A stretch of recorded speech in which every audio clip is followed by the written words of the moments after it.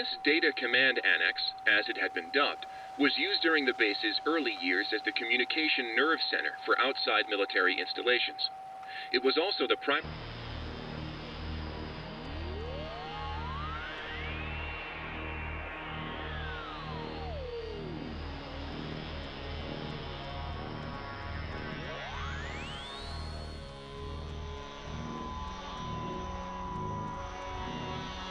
office of Mary.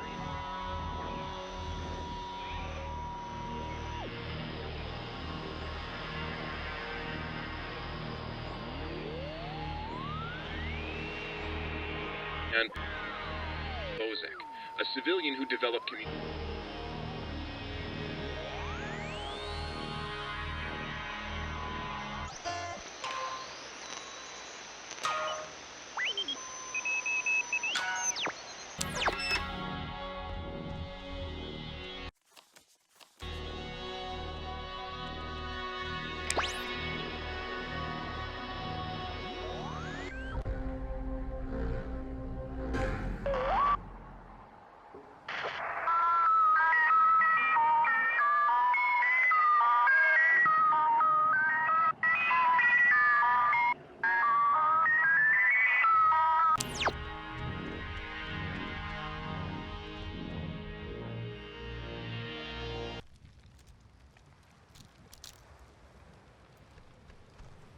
Oh, Maggie says she hopes the notes are found by the correct person. Well, I guess that'll have to be us.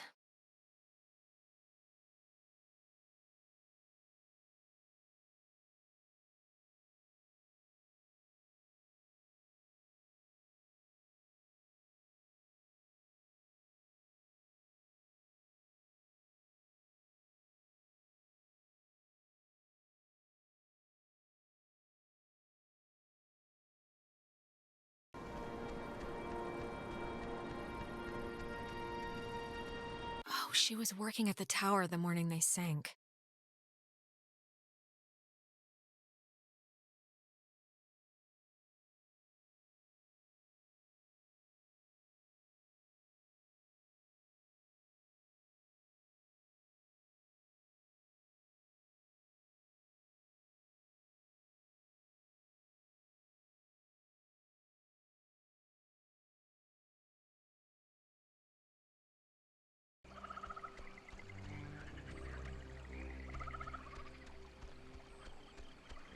I guess Maggie was the one who had this place turned into a park.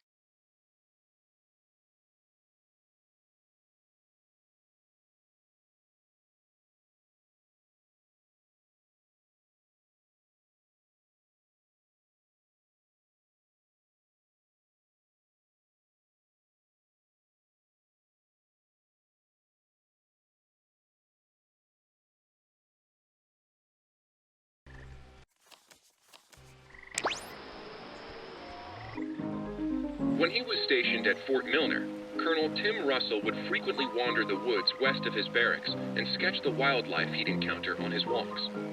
After the fort closed in 1974, he led a petition to make the land federally protected, and in 1988, he succeeded. Now, Edwards Forest is an internationally recognized wildlife refuge and bird sanctuary, home to 120 bird species, most notably the white-tailed towhee, a large sparrow indigenous to only this island.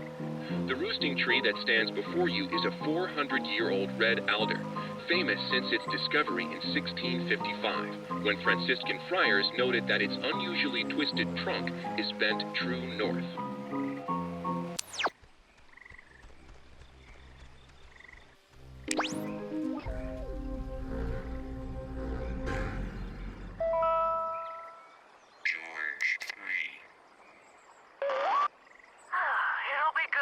Somebody else here to watch after the grounds, Bill? I was at Park Warden in Grants Pass, so this'll be old hat to me. William Marshall, a local park ranger working in Edwards Forest, killed himself today after what his wife describes as a years-long battle with depression. His body was found hanging from a tree in the...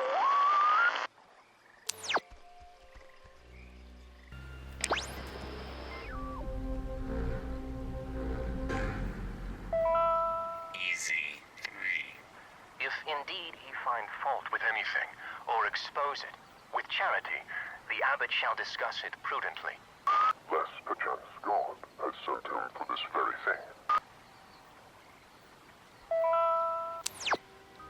She thinks that the ghosts were pushed out of our reality and maybe aren't actually dead?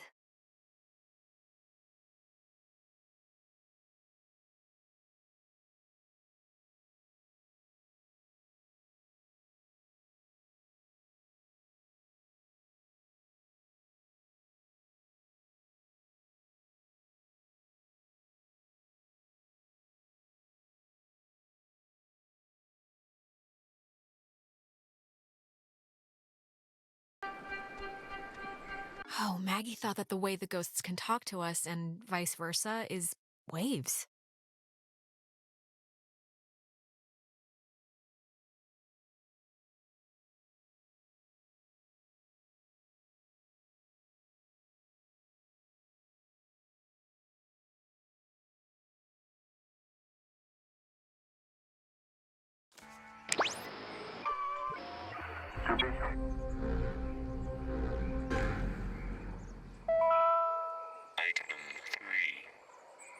Teddy also registered images on objects, places, and persons on magnetic tape, taking into consideration the impossibility of...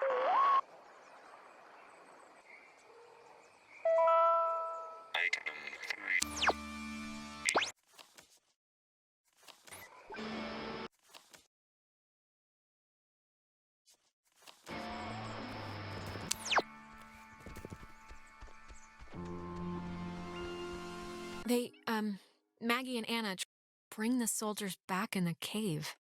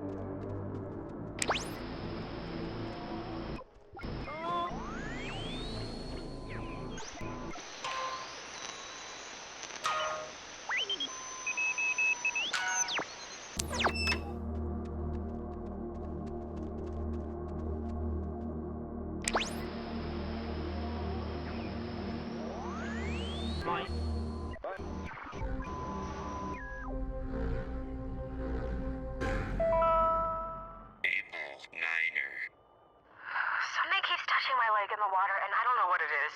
Can we just go into the cave now? No, sure. I just want you to have a good time. Wait, I think there's something down there. Wait, Jason, don't trip, there's a... Jason?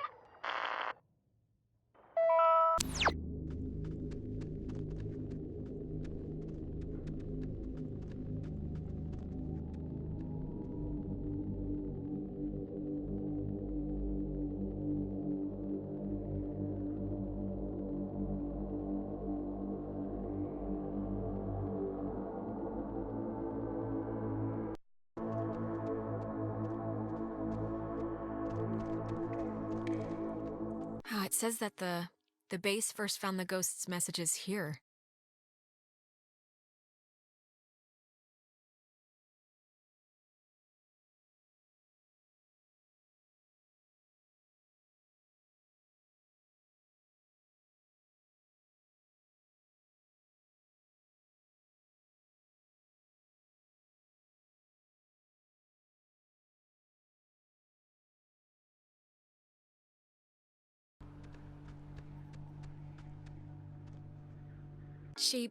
Maggie brought her friend Anna here to help, I guess.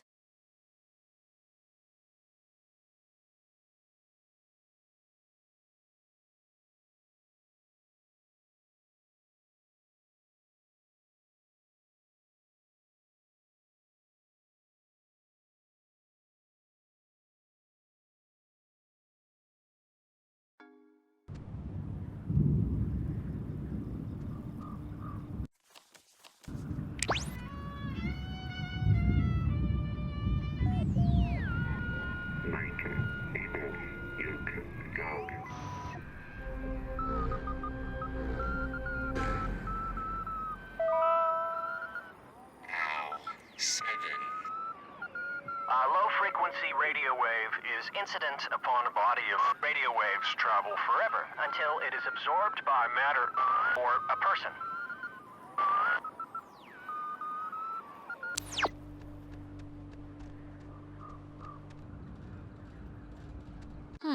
The communication school here taught them how to make codes.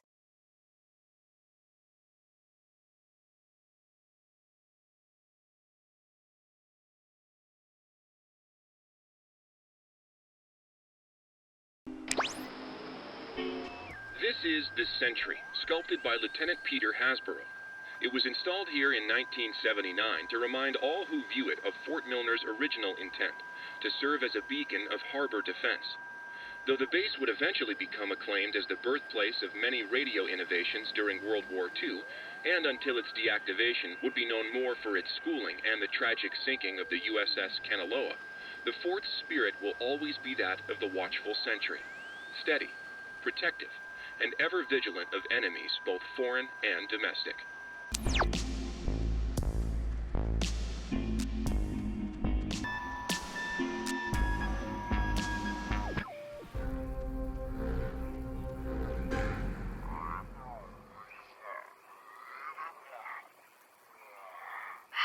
How many of you are there?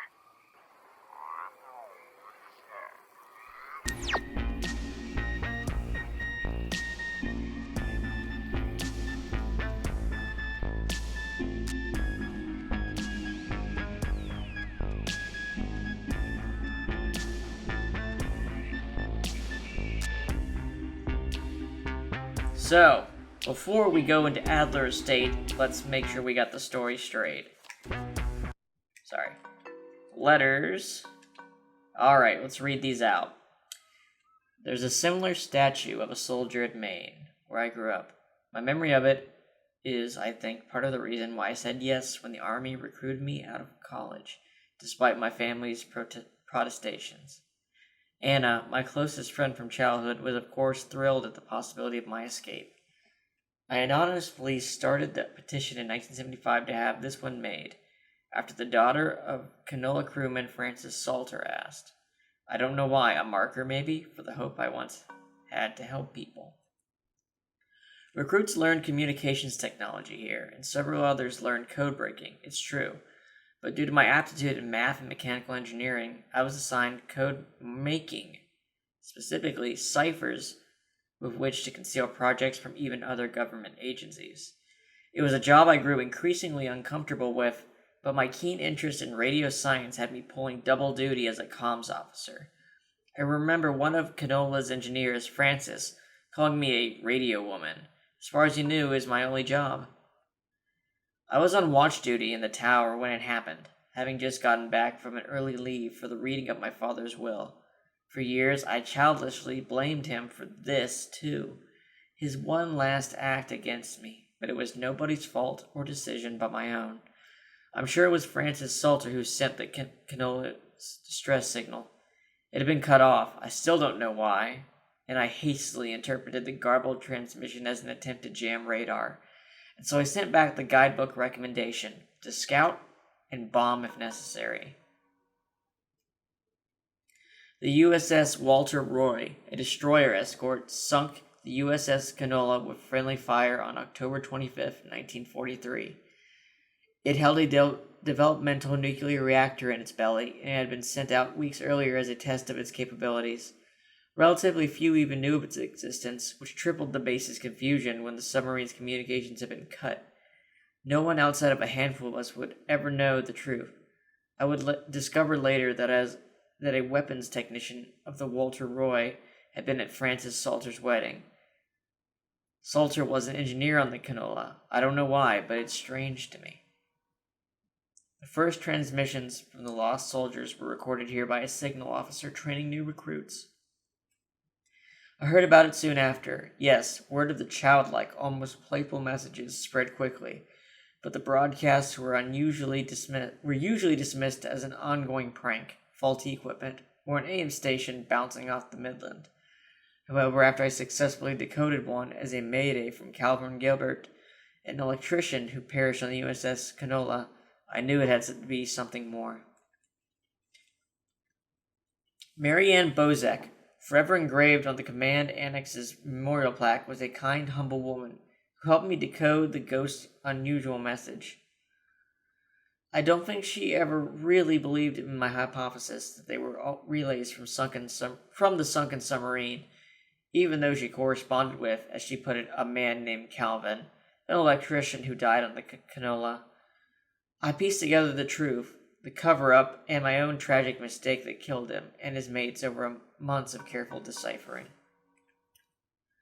When people in the comms department began transferring off, I was able to convince my higher-ups, including, coincidentally, one eventual Army passenger on board the canola, Henry Griffin, to bring Anna on board as a replacement. Anna had been working in broadcasting, so it made enough sense to the upper ranks. Incidentally, when I dream, it is usually during this time period amidst the change, and I am trying to prevent Anna from coming. My belief, bolstered by Anna's and my research conducted largely at the Catbird station where interruptions were rare, is that the men and women of the USS Canola were separated from our dimensional existence by the implosion of the submarine's nuclear reactor.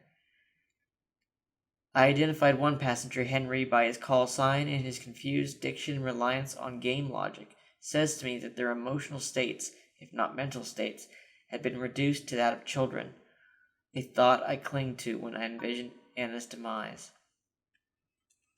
Anna and I frequently conducted tests at what was once the East Barracks, here during the brutal winter of '51. Waves of any kind, radio, nuclear, electromagnetic, seemed able to pass through all existences under certain circumstances,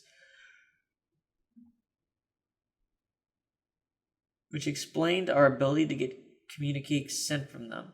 This might also justify the frequency of hearing one of Canola's electrician's call signs, Calvin Gilbert, come echoing through the relays. On April 4th, 1952, we would attempt to reverse the manifest breakdown and bring the soldiers back. After stealing equipment from this relay station, Anne and I entered the cave just before dawn to try and communicate directly with the crew of the USS Canola. We successfully tuned into the source of the temporal tear and spoke, albeit briefly, to Henry Griffin, an SOC sergeant who died on the sub.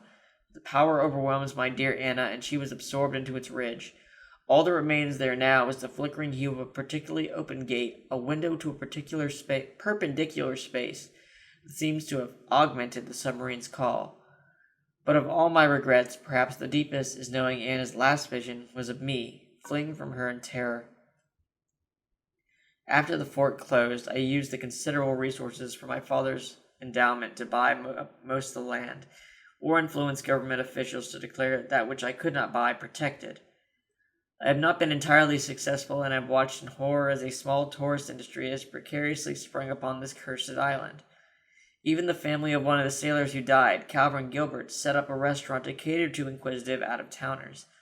I can promise this, though: the museum will never happen, and the beach and caves will be boarded up. To whoever is finding these notes, understand my hope is that by enshrouding this intelligence in such an obtuse manner, its detection will discourage most innocent seekers, thereby allowing it to befall the correct person, and not the easily distracted military mind, nor the typically bewildered excursionist. Do not blame the submarine's crew. I don't believe its passengers, like Henry Griffin, can even understand what's truly happened to them. And you do not have to forgive me for my myriad failures. But please remember the name Anna Shea. Know that she did not deserve her fate. To whom it should concern, this island and is a lie. I have been compelled by both forces outside my control and my own willful concern for the safety of others to conceal the many truths about Edwards Island. But now I feel any further inaction may carry a far greater risk. Inside, you'll find 2 wall-equipped radios. I have commandeered the old Cardinal Station, 140.1, and used it to relay clues to nearby beacons buried throughout this area. Find these beacons and the notes within, and discover the true chronicle of the island. To whoever finds the material, know that I am discomforted for keeping it hidden, and ashamed for the lies I helped preserve. but also know that I acted in what I felt were the best interests of all at the time, and truly for the interest of time itself. Margaret Adler.